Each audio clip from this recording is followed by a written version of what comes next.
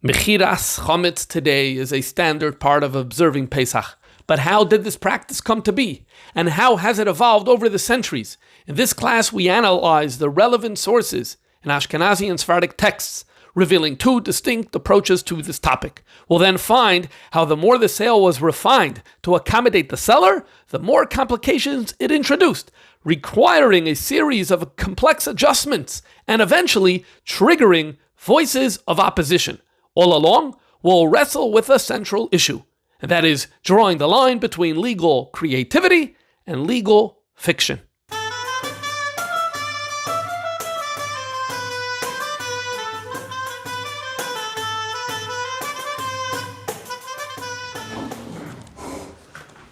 There was a Rav in the city of Yas, Romania, in the 1840s, and his name was Reb Aaron Moshe Toivish. His dates are 1787 to 1852. Anyway, he has a tshuva that was published by his grandson. His grandson published Shalos Tshuvas Oiri V'Yishi, and he writes over there that he's republishing his grandfather's tshuva on the question of Mechiras Chametz. And the reason he's republishing it is because he has never seen it. As a youngster, he'd never seen it. It was lost, and he felt like he doesn't want it to get lost again. So now he's going to publish it. So Shalos Tshuvas Oiri V'Yishi Kuf Chaf Aleph is the tshuva of his grandfather, Reb Aaron Moshe Toivish. And this takes us to a debate and a controversy that was raging in the city of Yas, Romania, in the 1840s. So it's a tshuva l'chvoid mechutani to his mechutin, Rabbi Yosef Landau. Rabbi Yosef Landau was a more senior rabbi who lived in Yas, Romania, and apparently they were related through marriage. And they actually were on the two sides of this dispute. Bidvar HaChadash, regarding this new custom, sheyikne ish echad kol hachamutzim shebe'ir, that one person, one Jew, purchases all of the chametz of the city.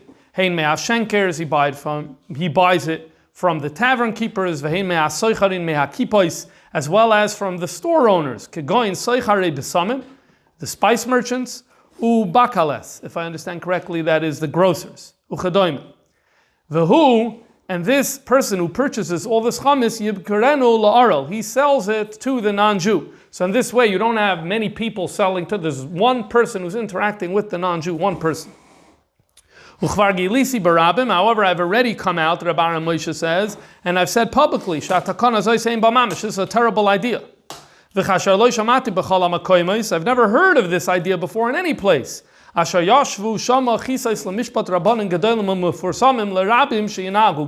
We've never heard from other rabbis, from the great rabbis, suggesting that we do this. And I'll explain this really well. So everyone knows that this, which is called a takana, rather than a takana, it is a takala. Just change the nun for a hey. Instead of a takana, it's a takala. This is a terrible idea to sell all of the chametz to one Jew who then sells it to the non-Jew. This is what Reb Aaron Moshe was telling Rabbi Yosef Landau. Rabbi Yosef Landau obviously supported this idea. And what we want to try to understand today is what was at the center of this debate of whether this project was a good idea or not a good idea. In order to understand that, we're going to have to go way back in time and give a little bit of an overview of the history and development of the institution of Mechiras Chametz throughout the generations. So we look at the Chazal. Generally speaking, we don't find the concept of Mechiras Chametz. Instead, you're getting rid of your chametz. You're destroying your chametz. You're being mafkir your chametz. You're declaring it ownerless. Or you're putting it into a fire, or whatever it is. You're getting rid of your chametz. Perhaps also you're selling it, but you're selling it in a way of like you're selling it and you're never going to see it again. These are the typical forms of bir chametz that we find in Chazal. There is, however, one reference to the concept of Mechiras Chametz where the operating principle is, I'm selling it, but I want to buy it back. One place. So let's have a look at this one place, and it comes from the Tosefta. The Tosefta is Brisa, which means teaching from the layer of the Tanoim, but didn't make it into the Mishnah, so it's not in the Mishnah. And so the Tosefta, it's usually printed at the back of the Gemaras. You have the Tosefta, Maseches Pesachim, Parak Beis. We read the following text. It says, Yisrael v'goy shal yuboim b'svina. You had a Jew and a non-Jew who are both passengers on a ship. The Chametz b'yad Yisrael, and the Jew possesses Chametz. And obviously, it's Pesach. It's coming to Pesach. So what does he do? So here, he sells it to the non-Jew, or he gives it as a gift. And then he takes it back, he gets it back, he acquires it back, he buys it back after Pesach. However, the caveat is it has to be a proper gift. It has to be a proper sale, which means you can't say, here, hold this for me. It's a pikadon. You're just holding it for me, and for the hell of it, we'll call it a mechira, or we'll call it a sale, or we'll call it a gift. No, it has to be a proper sale. It has to be a proper gift, and then you can come back at a later date and you could get it back. This is what the Tosefta says. Now it's very interesting that this is the text. This is the circumstances where we have this din, and we can understand why. We can understand why.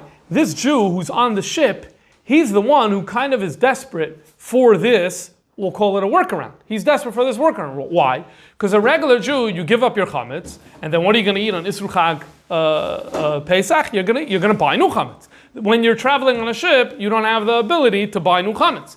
So just tell him, throw it overboard and everything will be great. That doesn't work in this case. So because of the uniqueness of this case, we have a solution for this person. And so it's no accident that this is the circumstance, this is the case, and where we have the concept of Mechiras Chametz because of the extenuating circumstances. Okay, now here is the major question that we need to address when we look at this passage, because there are two very different ways of understanding this.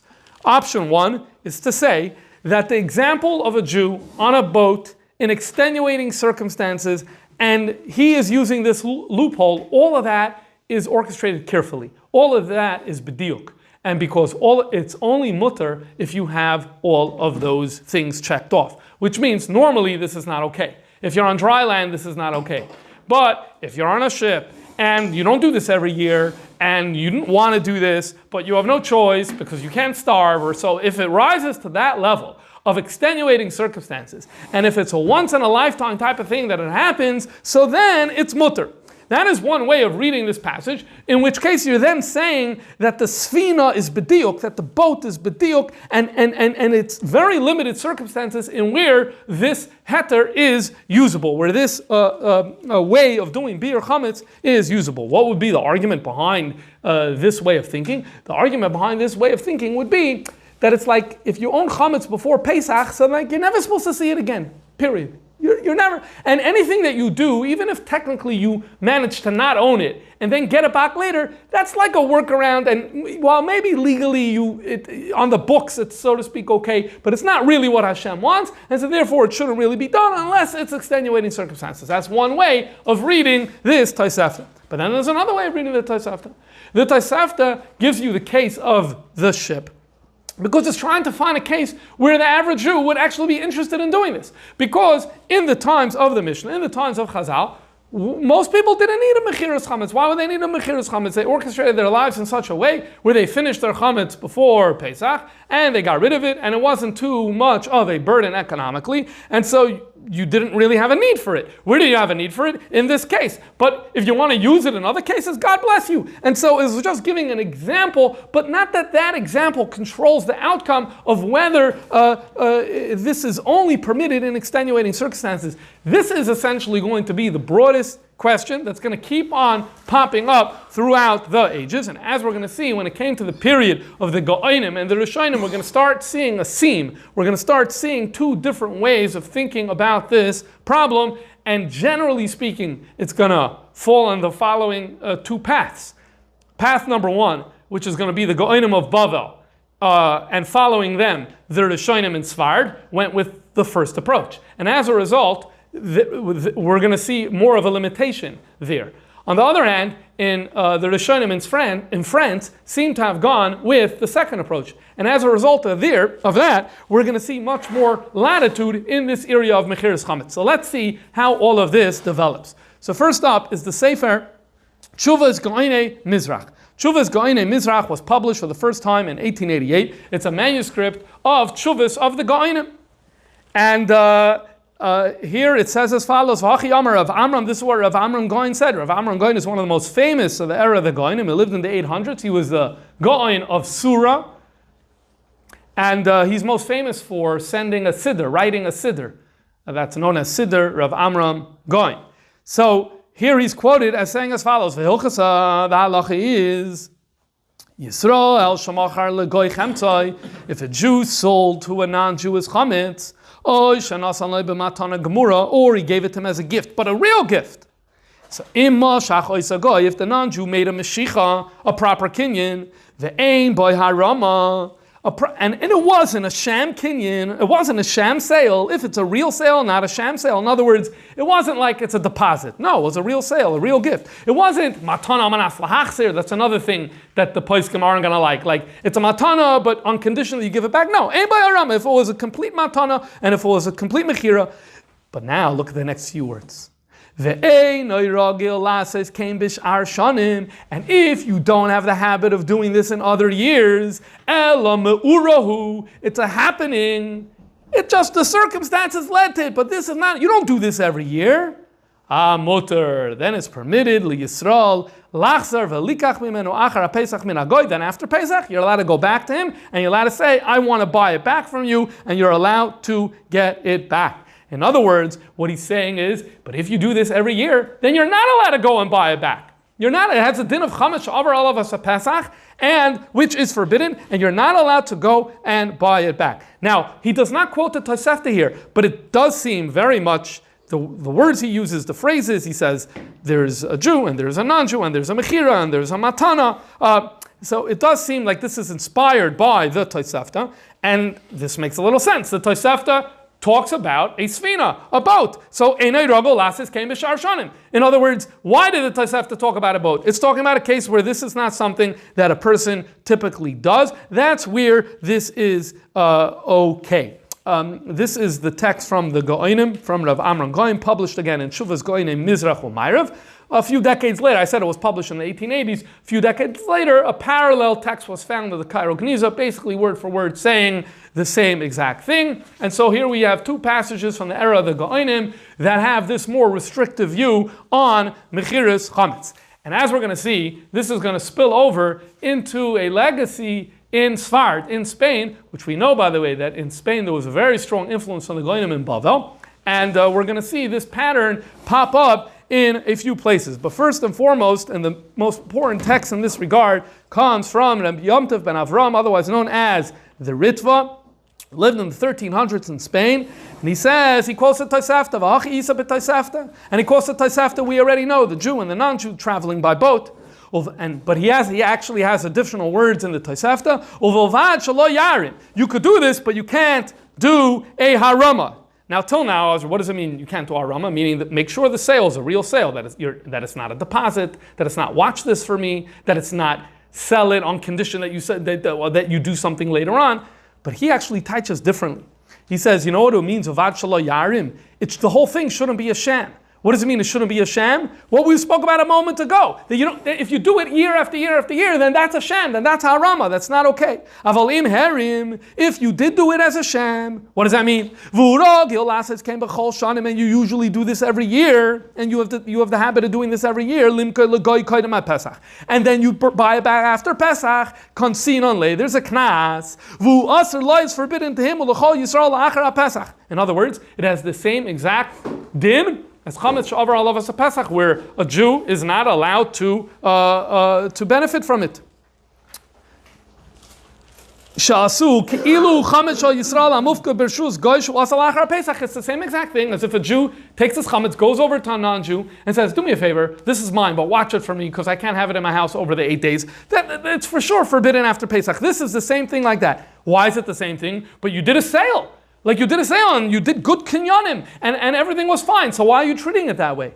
Because va'af zel lepikadin niskavein elasharim. Because really, what you have in mind is you don't really want to do a mechira. You don't want to sell it. What you want to do is you want to drop it off at his house. You want it to consider it yours. You want to consider it yours. You want him to consider it yours.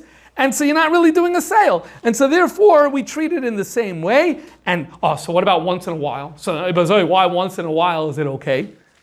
So, because at the end of the day, you did make a legal sale. And so we have a little flexibility. We could say on the one hand, if you're in a pinch, you could do that and you could rely on it because at the end of the day, you did follow formalities of a sale. But in terms of a long-term plan, as this is Jewish behavior that we're going to be doing, we say, no, we're not going to allow it. This is what the Ritva is saying. Following in the footsteps of Rav Amram Goin, we're going to call it the Shita of Rav Amram Goin. And the Metzias is that in addition to the Ritva saying this, we have the Meiri, who's not from Spain, but he's in Provence, and there's a lot of Spanish influence in that region of southern France. There is a text from an unnamed author, and so he's called Talmud HaRamban, which means they identified him as a student of the Ramban, who quotes the same thing. Reb Moshe Chalava, known as Maharam Chalava, in his commentary on Maseches Pesachim, he also quotes this. He's also from Spain. The Nimuke Yosef, Rabbi Yosef Chaviva, we know him from the back of the Gemara around the Rif. So actually on Pesachim, we don't have him there around the Rif. But nonetheless, he did write a commentary, and he quotes his teaching over there. And finally, there is one of the Rishonim, whose name was Reb Shmuel Yerondi. He wrote a sefer called Oyel Moyed, not a very well-known sefer, and he too quotes this teaching. And so we have a bundle, a nice number of Rishonim in Spain, writing in the 1200s or the 1300s, all of them in Spain, one of them is in Provence, and they're all quoting this teaching. And what's interesting is, if you look around, at least I didn't see anywhere in Spain a reference to the fact that Mechiras Chametz is happening as a standard thing. I'm not just saying it didn't happen. It happened. There are cases. Even the Tosefta, everyone agrees it's allowed to happen sometimes. But was it happening a standard operating procedure? I have not seen a text from the period in the Rishonim in Spain where this was something was happening, and this may explain why. Because even if they didn't paskin like this, but it was definitely a voice that was heard in that region, and it was something people probably wanted to take seriously, and as a result, that may have actually had an impact on the halacha lemaisa in that region. But before we continue, there's another thing that's a tzad hashava between all the texts that we spoke about, and that is, all of them were published for the first time in the 1800s to the 1900s. So the two texts from the Goinim, I specified the dates of their publication. All these Rishonim, it happens to be the Meiri, okay, usually most of the Meiri's Svarim came out later, but all these other texts as well were published in the late 1800s and the early 1900s, including the Ritva was published for the first time on Maseches Pesachim in 1864. Which means what? Which means the Gdolei HaPoskim in the early 1800s and in the late 1700s and the 1600s, some of them we're going to talk about and got into a discussion, they actually didn't hear these voices. Some of them probably would have wanted to, because they probably would have wanted to quote them, but they simply didn't have access to them. And that's a very interesting thing, because an argument can be made that had these voices been more prominent throughout the ages, then maybe the outcome would have been a little different, halacha lemaisa. But it's important to stress over here, the fact that it wasn't printed isn't a printing issue per se. Usually that reflects the fact that even before the era of print, these works weren't as prominent and weren't used. Not all of them, but at least for some of them. And so I don't want to blame it all on print. For whatever reason, these works weren't as disseminated, and that had the impact that we are speaking about. Okay, now let's slide over to Ashkenaz, and more particularly to France, which is a distinct region. And we're going to look at two texts that come from France, and we're going to see a very different approach to this Tosefta, and a very different approach to the sale of Chametz. So this comes from the Sefer Ma'aseh HaGeonim. This also is a sefer published recently in the year 1910, and it consists of students of Rashi writing Piskei Dinim. And let's read what it says in Siman Chav Hei. When a Jew gives his chametz, and it means to a non-Jew before Pesach, do it with it has to be a full, complete gift. If you're selling it, it has to be a complete gift. Which means what? The non-Jew could do whatever he wants with it. You can't tell him, but you can't sell it. Or you must give it back to me. No, if you're doing a real sale, then he could do whatever he wants with it. But this is what you could tell him. Oy moicher lach. This that I'm giving or selling to you, if you don't sell it, and to others, and the Yom Tov Pesach comes to an end, Shema etztarech ve'ekna oisa mimcha. Maybe I will need it, and then I will buy it back. But make sure there's no Shema, make sure that you're doing this properly, and then he goes on to quote the Tosefta. This is students of Rashi writing this text in the name of their teacher Reb Shlomo. So the assumption is that this is actually a psak din from Rashi. And what are we hearing here? Do we see any reference over here of don't do this year after year, only in emergencies? We do not see any of that. What we do see over here is this is something you want to do, and this is something that we're doing, it almost sounds like. This is something that we're doing. But here's the thing. You need to do it right. It needs to be a legitimate sale. And what's interesting here is what's kind of the test that it's a real sale? So firstly, you could do whatever you want with it. Now, you could mention that you may be interested in buying it back, but only maybe. Okay, he does not say that if you have it after Pesach, I'm for sure going to buy it back. It seems that the author of this text wants to kind of create a little more separation, that the Mechira should be a real Mechira, and so the max you're allowed to say is maybe, and then that's what you're allowed to do, and that's what you're allowed to go. Fine. So that's an interesting Chumrah.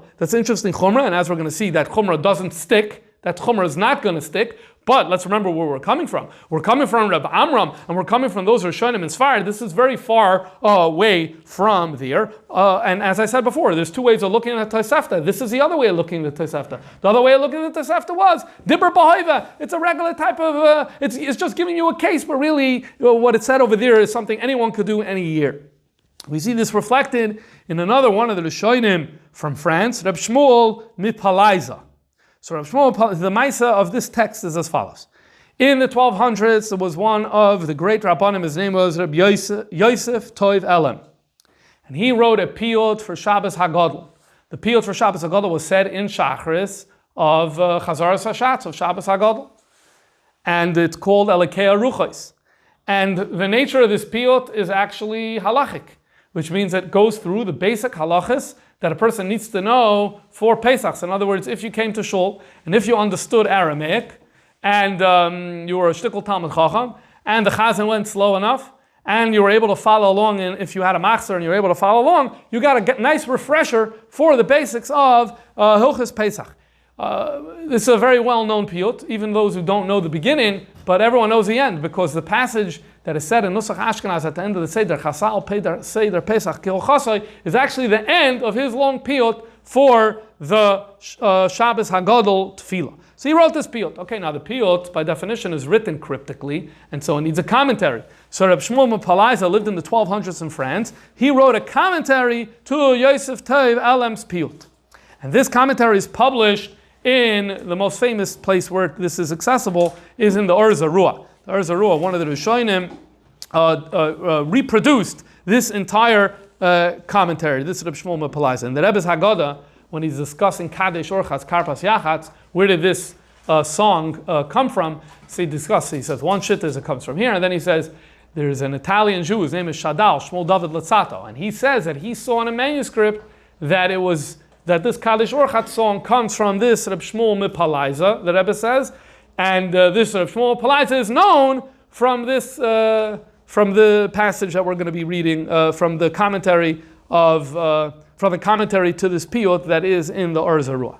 Okay, so now enough background, and let's get into the commentary itself. So Rabbi Yosef Toiv Elam talks about agane. He's talking over here about the cleaning of vessels before Pesach. So says Reb Shmuel, this agane refers to an areva, some sort of patch, a koidim mait belaz, which is called mait. V'regilin lalush ba, and we need our doughs in it. So how are we going to deal with it for Pesach? So toiv lagoyder heitev, you got to rub it well.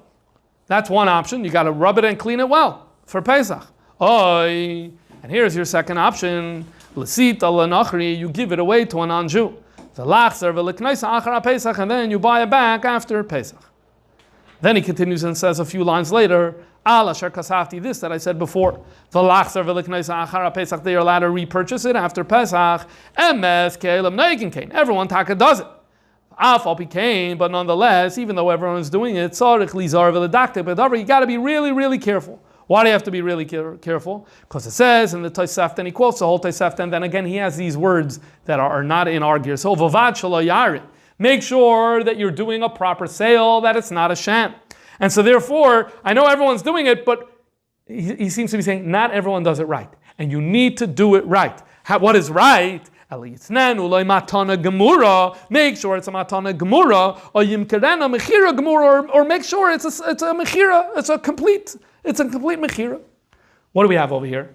Well, we learn amazing things from this text. First of all, we learn, he says very clearly, everyone's doing it. Everyone's doing it. We didn't hear such a voice from Spain. Everyone's selling their chametz. Number one. Number two, like the prior text, he has no problem, he has no arai, he doesn't say this is, no conditions of arai, and he just wants you to do it right. Okay, everyone wants you to do it right. Everyone wants to make sure that you're doing the sale right. So in other words, and this is another big point when it comes to this discussion, the word harama gets thrown around in the subject of Mechiras Chametz all over the place.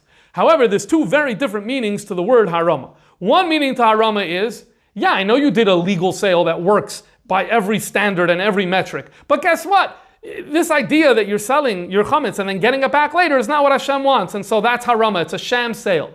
Okay, because you intend to buy back. Okay, that's Rev Amram's position on what haram is. He doesn't want us to do it. Then there's another meaning to the word harama, and that is you're saying you're selling it, but you don't intend to sell it. You're just going to do a pikad, and you're not really selling it. You're going to sell it out tonight, or basically you're going to end up doing a bad sale. That's a very different meaning. So whenever we're reading these texts, we always have to think which meaning of the word harama is being applied over here. But the bottom line is we see a difference. We have in the era of Rashi, in the era of Tosfos in France, where the sale of chametz is happening year after year. It's happening. Got to do it right, but it's happening. And in Spain, taking the more restrictive view of Reb Amram Goin. That brings us now to the text of the Trumas Hadesha. Rabbi Yisrael Isserlin. He lived in Neustadt, not too far from Vienna. And he lived in the 1400s. And he has the following shaila, and Siman Kuf Chaf. Someone has chametz close to Pesach, it's hard to get rid of it. Whether it's a sale where he's never going to see it, it's very difficult to pull off. Destroying it, but I need it and I want it, etc., etc. So what does he want to do? He wants to sell it, give it to a non-Jew. Chutz labayis, someone who's chutz labayis. So there's actually different ways of interpreting this. One is someone who doesn't work at home, meaning he doesn't want to do it to his servant or whatever. That's not. He wants to do it to a non-Jew that's not connected with him at all. That's one way of reading it. Another way of reading it is that he's going to actually, he's going to export it. Chutz labayis. It's not going to sit in his house. He's going to pick it up and he's going to take it over to the non-Jew's house. B'matana gemura, and it's going to be a proper gift. And the Jew knows this non-Jew. And the Jew knows that the goy is not going to touch it. Why is he not going to touch it? Because the non-Jew knows that you want to acquire it back after Pesach, and he wants to do you a favor. And he's going to guard it for you. And then he's going to give it back to you. So is it permitted or is it not permitted? Now here's one way of understanding this question. Maybe we saw the earlier sources were in France, and maybe in Germany it wasn't such a pashta maisa, and so maybe that's why there's a question, or maybe there's another reason there's a question. I don't know. But this is the question. So what's the answer? So the answer is tshuva. The answer is yirad. It appears to me the shari it's permitted. Here's the condition. What's the condition? So we're listening because we want to know. Because there's two schools of conditions. One is only once in a lifetime, right? Or the other is make sure it's a legal gift, a legal sale. You have to do a proper gift, which means no conditions that you're going to give it back to me. Also, another way of doing it is it should be a proper sale. Okay, but now proper sale runs into a problem. What do you mean?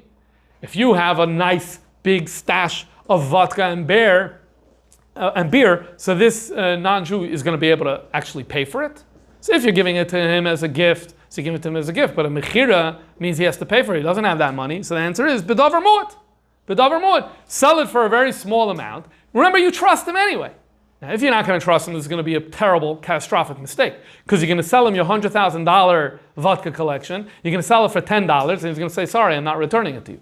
But you trust him, you have a good relationship with him, and so therefore do mechira gemura, but do it bedavar mu'at, and then you could basically, it doesn't matter what the economic situation of this non-Jew is, and you're able to pull it off. And so now what we have is, we have a situation where in Germany, and so therefore we look at Ashkenaz, we see, wow, the sale of chametz is a thing, and it's permitted, and there doesn't seem to be any restriction other than the fact that you make sure you do a good sale. Very significant difference from what we saw in Spain. However, as the history marches forward, significant changes occurred due to changing circumstances, and that brings our story into the late 1500s, early 1600s, and famous over here is the Bach. The Bach is a Bayis Chodesh. He was a Rav in numerous cities in Poland, most famously in Krakow. And he passed away around the year 1640. And in Orach Chaim, in his commentary to the Torah, Orach Chaim Tov Mem Ches, he brings the Trumas Hadeshan. And he notes that the Trumas Hadeshan says that it needs to be Chutz Labayis. Says the Bach, Mashma, it sounds like Shatzarich Shachametz Atzma Yeh Chutz Labayis. The meaning is that the chametz actually, you have to, when you're doing the sale, I said before, no conditions. No, there is a condition. The condition is it's a proper sale, number one, and number two, that you actually make delivery. You make delivery. Says the Bach, that's what the Trumas Hadeshan said. However, the Bach says, in this country, Sharoiv Masal Mata, meaning in Poland, Sharoiv Masal Mata Ubayayin Saraf. So most, or a lot of the business, commerce that Jews are involved in, is the distilling of alcohol. So what are you going to do? Now you're going to give over your entire production line of distillation of alcohol. You're going to actually transfer that to the non-Jews' property. So the orenda is these leases that the Polish nobility would give a Jew, and basically you have like a monopoly. In that area, you're the only one who could distill vodka or sell it or beer or whatever it is. So for these Jews, it's basically the volume simply made it impossible to move this from their warehouses and from their locations and from their taverns or whatever it was to the non-Jew. So what are we going to do? How are we going to deal with this? We could permit it. You sell to the non-Jew all of the chametz in this room. And you also sell the room. This is what he has. You also sell the room. So in other words, you don't have to deliver it. You sell the chametz and you sell the room. However, he says you have to give the key. You have to give the non-Jew the key. Why? So he gives two reasons. I'm going to focus on a second reason. He says the reason is because if you don't give the key, then the goy is not going to feel that it was a real sale. And remember, both of you need to feel in your brains that this is a real sale. If you don't give the key, he's not really going to, it's not going to settle in his head that this is real. Then he says, for sure, what's not allowed is to put your seal on the door to not allow the goy to come in. That definitely means that now you're being mevatel your sale. If you made a sale, but then you're like, no entry, you're not allowed to do it. And he concludes, V'yesh lakufan lakoifan ulenadoisan alkach. The Bezin needs to enforce this, which tells me that at the time there were Jews who were worried about this matter, and so they sold the chametz, and perhaps even they gave over the key, but then they hired a security firm basically to stand outside to make sure that and the security firm was, they just sealed it up. And the Bach is like, no, that's a problem. You can't do that. Now you're being mevatel your mechira. That's not okay. Fine. But what's the major chiddush of the Bach? The major chiddush of the Bach is suddenly now you don't need to move the material. And you can understand why, for some people, all of a sudden this crosses a line. Because suddenly the sale now feels a little more theoretical. Till now, you could say, I don't know, because you're getting the same chametz back after Yom Tov. Yeah, you could say that. But at the end of the day, you took your barrel of beer, you put it on a wagon, you schlepped it across town, you gave it to the other guy, you made a kinyan, you got something, you got money in return, or you did a matana, whatever. So there's something to be said about that. But all of a sudden now, everything stays exactly where it is. Never then, you closed it off and you gave the key and whatever. So suddenly, it's a lot more theoretical. And that's why, even, as we're going to soon see, even in Ashkenaz, you're going to start seeing, although there's a robust tradition in the Ashkenaz Jewish community to accept this Mechiras Chametz, we're going to start seeing some people getting queasy. And as far as I can tell, we didn't see really any of that in Ashkenaz before this. So let's have a look. So the first in this regard is Rabbi Eliyahu Shapiro. Rabbi Eliyahu Shapiro lived in Prague. He wrote a commentary, Eliyahu Rabbah, on the Levush, and his dates are 1660 to 1712. And he brings the Bach's heter, that you could keep it, you could hold it on your property. Says he, Lechatchila nira de'ein limker lukusim im hachametz bebeis Yisrael. Don't sell it if you're keeping it in your home. Av shemoicher lukusim hakol kedina, even if you're doing everything legally. He doesn't have a problem with the sale. But he's saying this idea of the Bach, that you're holding it on your property, I'd rather you not do the sale in that case. Unless he says, let's look at the Bach. And what did the Bach say? The Bach says, quote, the Bach was talking about a situation that because of the volume it was simply impossible to make delivery. Oh, if it's impossible, fine, then you can rely on the Bach. But if otherwise, you should not be relying on this Bach. And he then goes on to say that here in Prague we have people who sell beer. They're Mechiras Chametz. And they asked the Shaila, they said, how come there's like a tradition here in the community that we are not allowed to sell the beer in our cellars, we're not allowed to sell it to the non-Jews together with the seller, but those Jews who sell hard alcohol, yayin saraf, they have permission to sell it, keep it on their property and to sell it. So I answer them, the reason we have this discrimination, right? Equality before the law? No, here's discrimination. Why is there this discrimination? The reason is because the yayin saraf, they're alaroi sarfim ba'atzmam, which means they distill on their own. Because they're distilling on their own, we're dealing with a volume and a supply line that is just simply impossible to take it away from their property. However, the situation with beer is different. This is what he's saying in Prague. No one's distilling their own beer. They're buying it from non-Jews. They're buying from non-Jews, so buy less. Or buy it in a way that you finish before Pesach. And so therefore the heter doesn't apply, that you could sell in a way that it's on your property. Again, he doesn't have a problem with sale, but if you want to do sale together and you want to twin it with the Bach's heter of keeping it on your property, he says that's only if like efshar b'ofen acher, only if it's like really, really difficult situation, but otherwise we should not be relying on this. And so here you see I'm putting him as first one up on the brake, so to speak. We have a train that's moving. The train that's moving is Mater Mechiras Chametz. We saw it in Ashkenaz, in France and in Ashkenaz, and the heterim are expanding. Right? We saw, for example, the guy is only giving a small amount, only a nominal fee for the Mechira. So some people could look at that and say, now it's starting to not look so real. And then we saw that you're not making delivery. Right? So this train is going faster and faster. Rabbi Eliyahu Shapiro puts a small brake on the momentum of this train. But a more significant brake came from Rabbi Alexander Sander Shur, the author of the commentary B'char Shar Mechiras Pesachim. He was a Rav in the area of Lvov at the same time period as Rabbi Eliyahu Shapiro, meaning the last quarter of the 17th century and the beginning of the 18th century.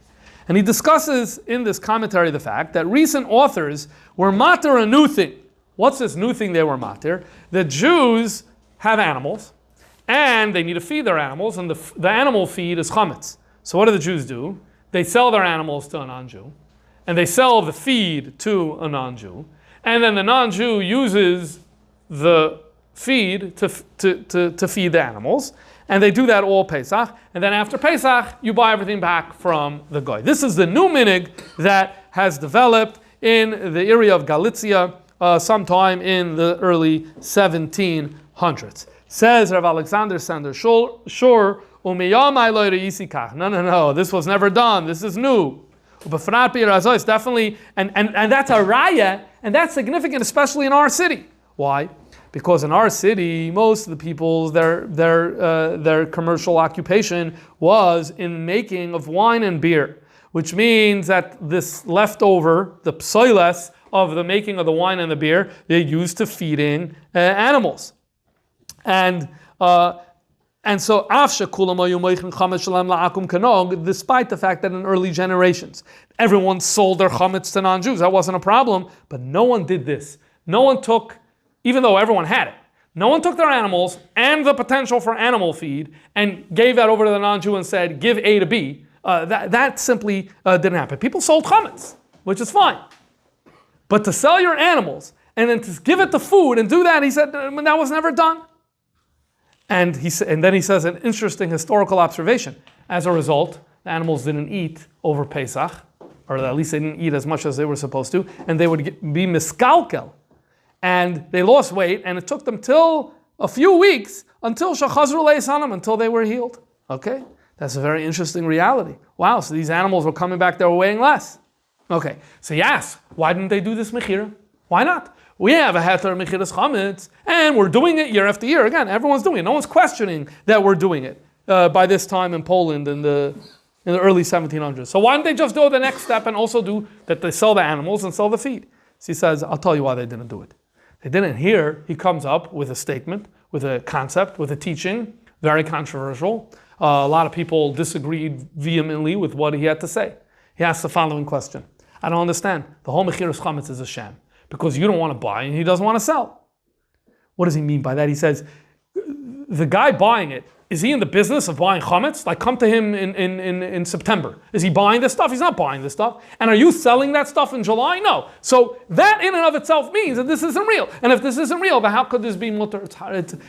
Right? So, in other words, he would have been very happy to have seen the text of Rav Amram Goin, which he didn't have access to, when those were showing him who followed in that direction, because that was precisely what bothered them, and that's how they learned the Tosefta as well, that Tosefta is really not mutter unless it's extenuating circumstances. This is his problem. He's like, the whole thing's a sham. Elamai, why isn't mutter? Remember, he's in Poland. The heter is well established.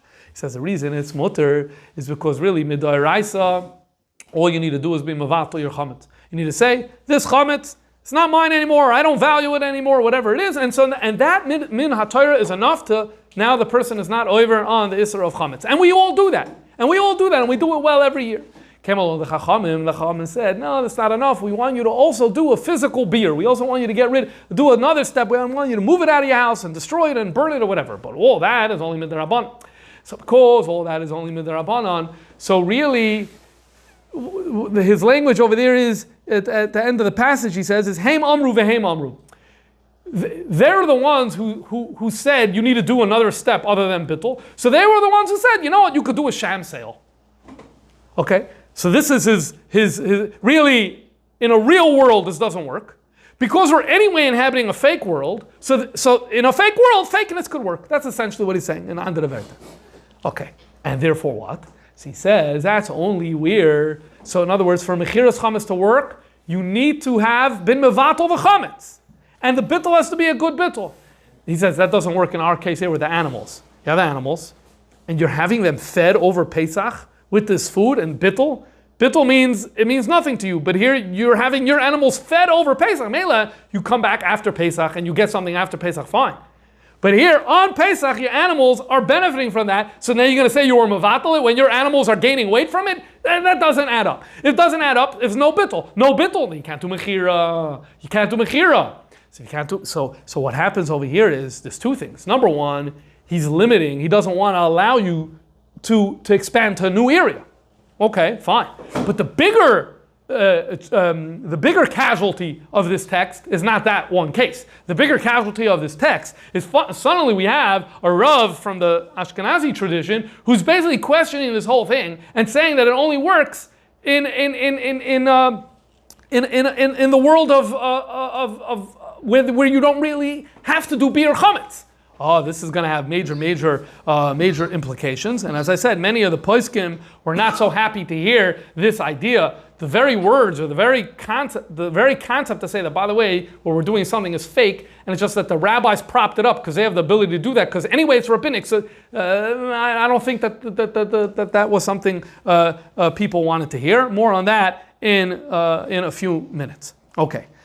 Now what happens is, I spoke before about this train that keeps on, gaining steam and expanding, and that's the next step is going to happen in the 1700s, and that's because of the issue of the money that we spoke about before. So we have here a problem. On the one hand, you're like, the guy that I know, he doesn't have a lot of money, so okay, so do davar mu'at. He'll only pay $5 for this priceless sacks and sacks of chametz. Okay, you could do that, but that's risky. That's very risky, because now he walks away and he made a moedidika purchase. So what are you going to do? You're going to say, no, charge him full price, or market price. So theoretically, even market price, you could say, now I have it already, why should I go buy somewhere else? I'll buy this. Even there is some risk. Okay, so you say charge him more than market price. Charge him more than market price, especially the amount of chametz some people had, he doesn't have that money. So it's a catch-22. So this was a problem. And the solution to this problem comes from the Pri Megadim, Rabbi Yosef Toimim, another one of the Polish rabbis who lived in the 1700s, in the Mishpat Zav and Erechaim, Siman Tov Mem Ches. All of the discussion in halacha is or most of it is in that Siman, Hilchos Pesach Tov Mem Ches. So he says as follows: this mechira needs to be a legitimate mechira, and therefore asur litzbaya ha'akum emein roisa. You can't sue the non-Jew to sell it back to you if he doesn't want. You have to let him keep it, because if you're suing him to get it back, then that shows that the mechira wasn't real. So you're not allowed to do that. Remember, we said one of the meanings of harama is that it needs to be a real sale. Okay. Then he says, I'm going to give you my plan. You should sell the chametz and the cheder and the room, right? Because remember the bach, he's relying on the bach's heter that you're not doing delivery. But sell it besach rav harbe yosem mishavya. Sell it for a lot more. In this case, the guy will never dream to hold on to it.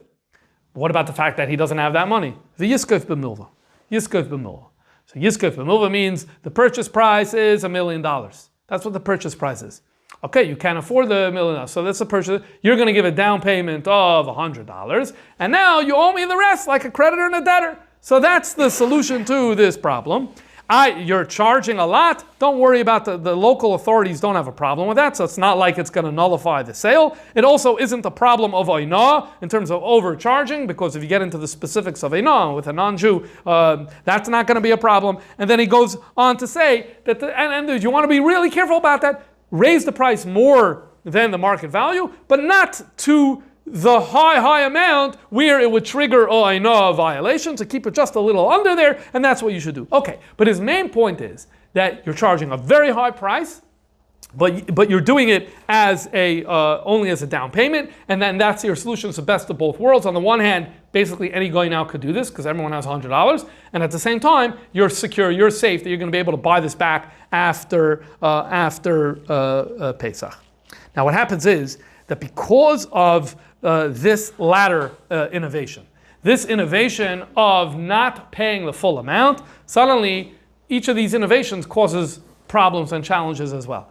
And that brings us to the Alter Rebbe. The Alter Rebbe wrote Seder Mechiras Chametz, and that is, at some point, he wrote a kuntris of how Mechiras Chametz should be done, and this was sent around and disseminated and studied widely.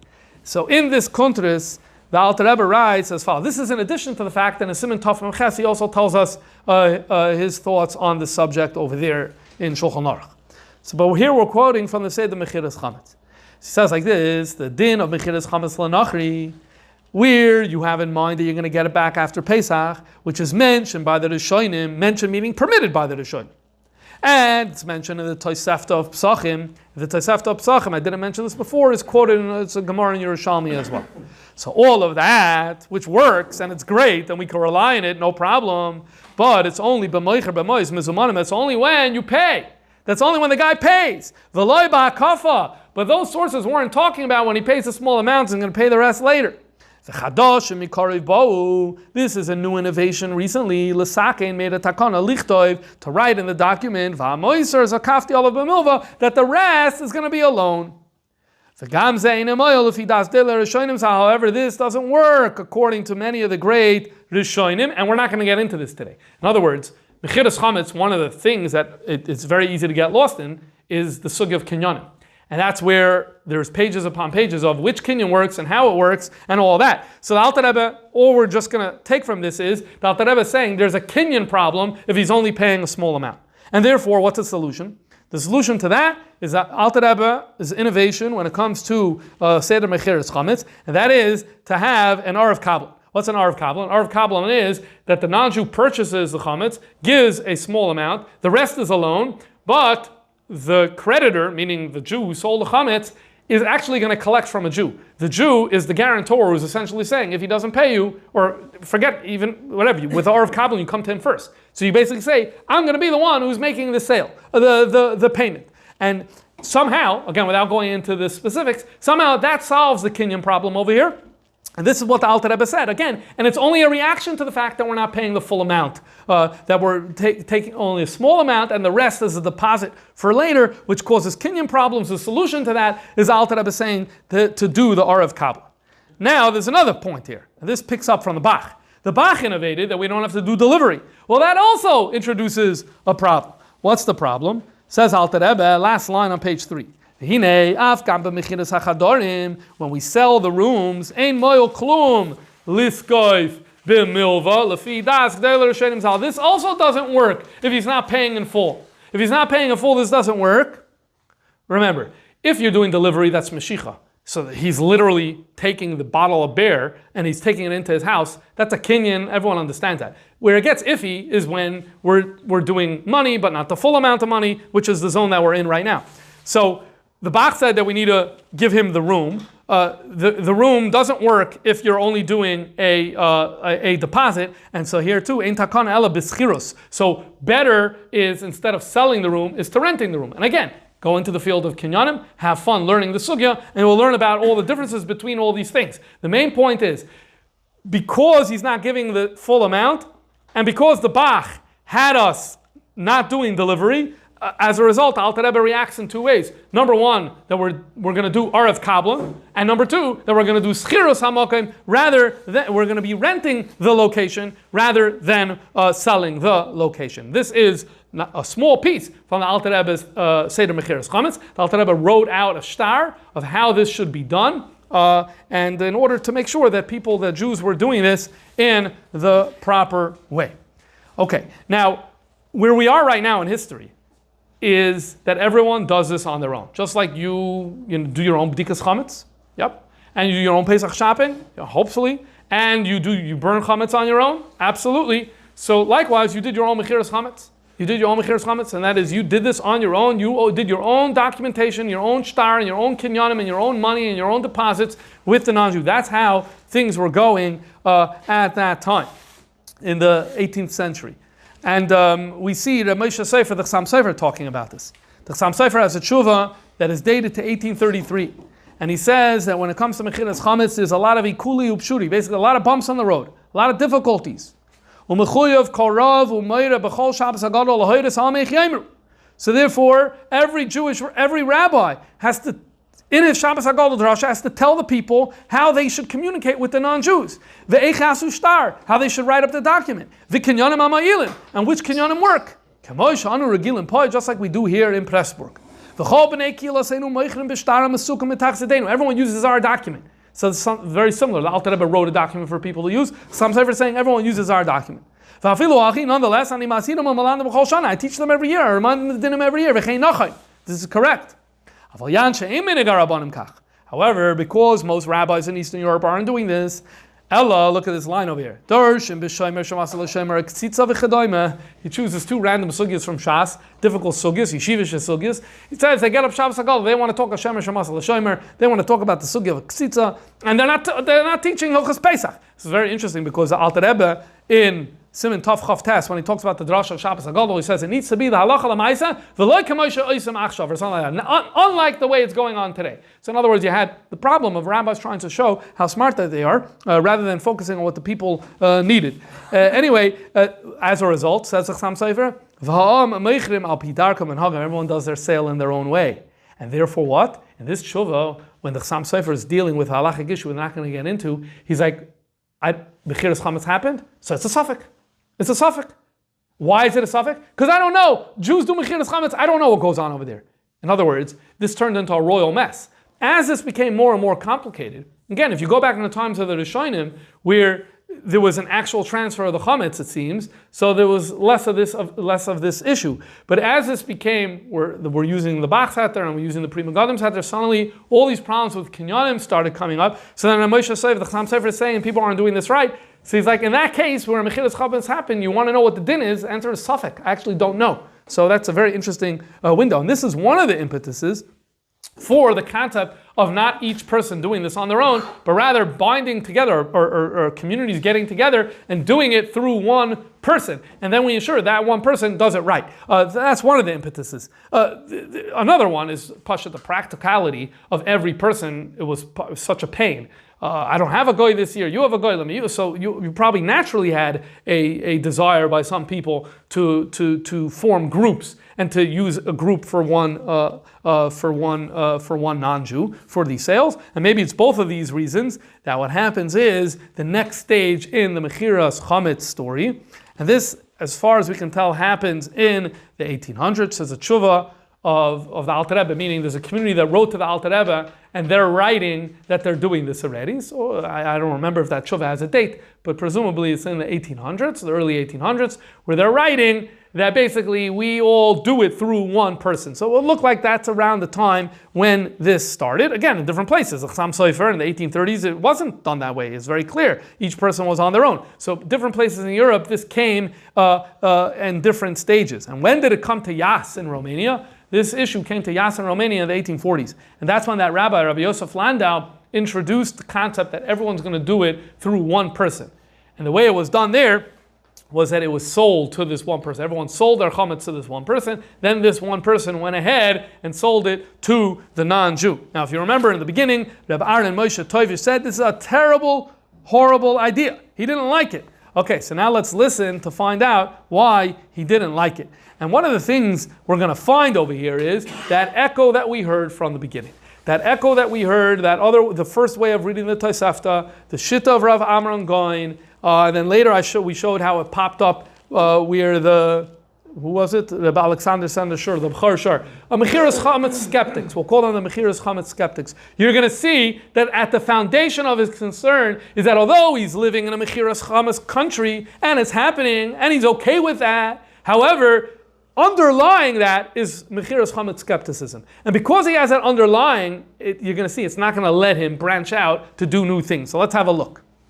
Says Rabbi Aaron Moshe Toivish, Hadavar Yodua, it is well known. Shebechol kinyanim ha'hugim b'mechiras chametz, all the kinyanim that we do, aim by kinyan mamish. They're not real kinyanim. He comes back to the kinyan problem that we spoke about a little before. Why? Kibidina and kinyan lenachri kim bekesef meshicha. A non-Jew can only acquire through kesef and meshicha. Meshicha we're not doing. Taking delivery is not doing. Kesef, well, we're not doing kesef really either because we're not paying the full amount. And this leads to the kinyan crisis, and we're discussing what we're going to do and how. Therefore, we do other types of other forms of kinyan. Like one of the things we saw before is Alter Rebbe saying that you're going to do it through an Ar of Kabbalah, through a guarantor. However, he says, every kinyan, there's another opinion. Every kinyan, there's another opinion whether it works or not. Okay, so then don't do it at all. He can't say that. You can't say that. Because there's no choice, and because the need is dire, is significant need. So Chazal said, we'll let it go. But again, he's a skeptic. He doesn't like Mechiras Chametz. There's something that bothers him about it. What? Here? He's talking about kinyan. Kinyan. Not the fact that it looks like a sham because you're not supposed to have your chametz after Pesach. He's going to get there in a second. That's a va'oid. But his first point is that because of recent developments in recent centuries, where Meshicha isn't happening and Kesef isn't happening, so we don't have good kinyan, so now we have a kinyan mess. Va'oid, Galavi Yadua is also well known. Shemechiras Chametz hi arama nikeres. Everyone knows this is an arama, this is trickery, this isn't legitimate.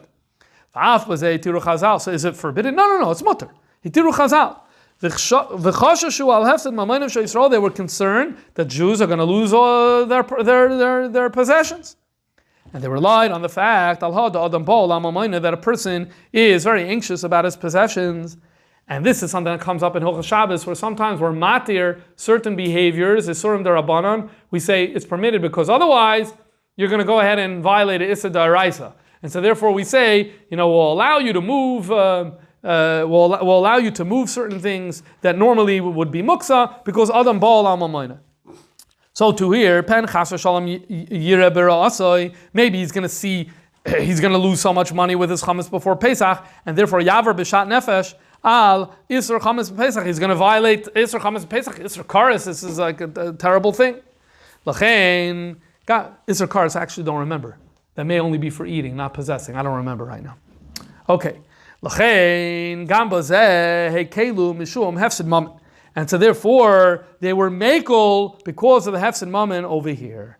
And then he says, this is what the Bach said, and this is what the El Yerabba said. It's not what the Bach said, and it's not what the Eliyah Rabbah said. The Bach didn't say, at any point, did the Bach say that it's only, the Bach said that because it's difficult, therefore you don't have to transfer. Therefore you don't have to transfer. But he didn't say that it's arama nikeres, and therefore the whole thing doesn't work. Likewise, Eliyah Rabbah also didn't like the idea of holding on your possessions, but didn't question the thing itself. But nonetheless, this is what he says. So he has 2 points. He has 2 points. What's his point? Number one, more of a recent problem. We have a Kinyan mess. Number two, the whole thing is arama. This is, again, he doesn't have Rav Amram going to quote. He doesn't know, but he probably would have loved to have quoted Rav Amram going. Okay, now, so why is this? So Mechiras Chametz is still okay, but it's not going to be okay to sell it to one person to sell on your behalf. Why? What's it do? If you're okay, then who cares? So he says very simple. His argument goes like this. If you have Chametz and you go to a goy, so you're like, I'm doing something b'diavad, but I'm allowed to. Okay, now let's bring in Yankel. Yankel buys chametz for you. You're entering a b'diavad situation because now Yankel needs to sell it to the goy. Yankel selling it to the goy is a b'diavad situation that he's not really supposed to be doing, but because of the doichik and it's so hard and we're crying and we're screaming and we're yelling, we're so upset that maybe something worse is going to come out, so we're allowed to do it. Yeah, but now you're going and acquiring more chametz to do this, and it's not even yours. It's not even, so you don't need. Each person could say, hey, there's a siren, there's an emergency, so I need to go ahead and do it. Fine. But how does that one person from the community, when he's dumping all that chametz on that guy, he has no siren, he went out of his, he woke up one fine morning, and he went and acquired chametz, which now created this problem that he's dumping it off, but it wasn't a b'diavad for him. So therefore, I don't like this whole idea of mechira. This is what he says. And that's how his point is that here you see, it's because of the underlying problems that we have this problem. If you don't have the underlying problems, then he has no problem. But the reason he has a problem is because of these two underlying issues. The issue of the kinyanim and the issue of the fact that it looks like arama nikeres. Okay, and what if instead of selling it to the guy, you do another solution? And we see this in the Sfarim in the 1800s as well, in the early 1800s. There's 2 tshuvas of the Tzemach Tzedek that have this mentioned, where they do harsha. Harsha is where you make a kinyan essentially with an agent, and the agent sells it on your behalf. So now the agent is not owning it. The agent isn't owning it, so we don't have the problem that Rabbi Aaron Moshe Toivish just spoke about. Okay, so he doesn't address this. He doesn't address this clearly in this part. There's a lot of writing. I'll be honest with you, I didn't read everything, so maybe he addressed this somewhere else. But other Rabbanim address this, and other Rabbanim were also opposed to that, to the idea of shliach, even if he's not buying it from you to sell it, to dump it off. And this brings us to Rabbi Yosef Shaul Nathanson. So in his Shayla Meishav, if you remember last year before Pesach, we did a shir of his in where the dispute about machine matzahs. He was the big matir of the machine matzah. Well, when it came, that was in the same decade as he's writing here, because this is Tafresh Tez Zayin, 1857. 1856. Vav Nissen, Tafresh Tez Zayin, and he writes how he got a communication from a city called Zbariv, from a Rav that's there, that the previous Rav, whose name was Avram Tohomim, who's now in Buchach, he started this minig of appointing a shliach who sells everyone's chametz. It's the moizgim, the people who deal with alcohol, and everyone. And what they do is they do a harsha in the name of the shliach, in other words, an official nomination, and everyone signs, and then this shliach sells everyone's chametz to the guy. So this rabbi, Reb Abba, was skeptical about this, and he wrote to Rabbi Nathanson problems that he had with this idea. And then Rabbi Nathanson says, you're right. All these problems with this idea, it's no good. And then he adds a major chiddush of no goodness. And as you're going to see, this also, the underlying point is, he's a Mechiras Chametz skeptic. So here's his point. This is what he says. He says, the whole concept of shliach is shluchah shel adam kavaisa, that you're taking a power that you have and you're vesting it into some other person. He says that doesn't work for Mechiras Chametz. Why it doesn't work for Mechiras Chametz? Because everyone knows that it's only harama and it's not real. It only works the Rabbanan, because they're the ones who could prop it up because they have just the power to do that. Okay, so that means shlichus doesn't work. Why shlichus doesn't work? because you don't want to sell it. So the whole concept of shlichus is that you have something you want to do, so then you give it to the shliach to do. But here, you don't want to do it. So if you don't want to do it, so it's a big zero by you. If it's a big zero by you, what are you going to give the shliach? You're going to give a zero to the shliach? You don't want anything. So in other words, what he's saying is, you could replicate something that's real, and you could copy that into the shliach and then have him go do it for you. But if something is fake, so then that's not transferable. This is what he says. He says, I know it's a chiddush, but this is what I feel, and therefore he doesn't like this idea either. But for our purposes, what I want you to realize is, what is this rooted in again? It's rooted in the fact that he's a Mechiras Chametz skeptic. He's looking at this idea and saying, it's not real, it's harama. In other words, interestingly, starting with the B'cher Shar, the late 1600s, we start seeing some of the European rabbis who come from this long tradition that accepted the idea and just said, make sure you're doing it legal, make sure you're doing it right, make sure it's a Matana Gemara and a Mechira Gemara and whatever. And again, there you could differ, whether you could say Vadai or Sheman, fine, that's a discussion. But they accepted the underlying ethics of the business deal, not calling it an invalid harama, not calling it a sham. Unlike the Sefardic Rabbanan. But here we start seeing that this idea creeps in. It creeps in. Was it because of the liberties, so to speak, that were taken, of the non-delivery that we spoke about, and the very little money that he's giving is only a deposit? And as I said before, suddenly it feels a little more theoretical. Doesn't feel so tangible. Doesn't feel so tangible. Does that lend itself to this idea of, so the whole thing is a shtickle harama? Possibly. Ich weiß nicht. There are people today who, this is the example that's often given when it comes to Mechiras Chametz. At 4 o'clock, you decide you want to sell a whole bunch of shares in a company, right? And then tomorrow when the price goes down, you want to dump it, and tomorrow when the price is low, and you think it's not going to go down, you're coming back and you're buying it back. So is that a full Mechira? It's a full Mechira. It's very theoretical. It clicks on a button. But is it legitimate and is it legal and does it have all the power of the law behind it? Absolutely. So it's very interesting how this story developed in this way. Now, when it comes to Chabad, the Alter Rebbe was not a Mechiras Chametz skeptic. Not at all. You see it clearly in the Shulchan Aruch, and you see it clearly in the Seder of Mechiras Chametz. In other words, he was following that original tradition that had developed in Ashkenaz, in France, and in Germany. This is real. You just have to do it right. And the Alter Rebbe spends a lot of time saying, what are the kinyanim? So we need to make sure we're doing the kinyanim right. And do we have an eitzah? Yeah, don't tell me we don't have eitzah. We have an eitzah that works with the kinyanim, whatever. We're not going to get into it right now. We spoke about the Arav Kablan, and he has a system. Is this harama? No, it's not harama. And so therefore, the Alter Rebbe does not have a problem with the concept of Mechiras Chametz. And this leads you to where the Jewish world is today. The Jewish world is today, where some, like the Chassam Sofer, by the way, very similar to the Alter Rebbe in that way. No problem whatsoever. Everything's good. Everything's kosher. So basically, it all comes down to these two readings in the Tosefta. There are some people who are kind of in between, who are like, yeah, you could do it every year, but it's like only b'diavad, and so therefore don't do it on this, or don't do it for that, or whatever. And so there'll be things that, if you could, then better not, and that expresses itself in different ways. And then there are those who are like, no, Mechiras Chametz, as long as it's done right, is completely legitimate, and let's go ahead and let's do it. So that's the story of Mechiras Chametz, the way I see it, at least the way I see it on this evening today.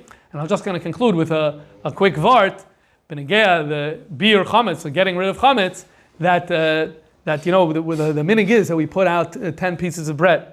So some people assume that the reason we have this minig of putting out bread, you said you wanted the b'dikas chametz. The reason we put out the bread is because you don't want the bracha to be levatala. You make a bracha, you did such a good job cleaning, you're not going to find anything, it's going to be a bracha levatala. So emes is nishtazai. That's not the reason why we put out the bread. The reason we put out the bread, we once spoke about this, is because we want to have a ma'aseh that we need to do the next day, so it forces us to not forget and that we're mevatel chametz on the next day. So we want to have something to burn. So some places they would burn the bowl, and in some places they would burn the bread. The main thing was to have a ma'aseh the next day that you do, so it forces you into the verbal kol chamira that needs to be said, the bittul chametz that needs to be done the next day. You can't suffice with the bittul chametz of at night because you still have chametz. Presumably you want to have a lavish chametz breakfast in the morning, so therefore you need to do it again the next day. So why do we put out the 10 pieces of bread? For other reasons. So the bread has nothing to do with the bracha levatala. It has to do with forcing ourselves to show up to bir chametz. Okay, so but what about the issue? What about the bracha taka? You're making a bracha b'dikas chametz. Why is the taka not bracha levatol if you don't find anything? And the answer is, because you did the mitzvah. The mitzvah isn't to find. The mitzvah is to put in the effort. That's the mitzvah. No one says you need to guarantee the results. So on a number of occasions, the Rebbe mentioned this and taught a Ha'ira on life. The Ha'ira on life is that when it comes to eradicating the chametz or whatever it is, the results, you can't guarantee the results. But the effort, that's what you need to do. The results, that's in the Eibishter's hands. And so likewise, when it comes to the matzav in the world with Am Yisrael, the Nakuda is that Yidden who are have the ability to choose, they need to make the right choices. What's going to happen? That's in the Eibishter's hands, and hopefully it will be l'toiva. Hakosher and Freilichen Pesach.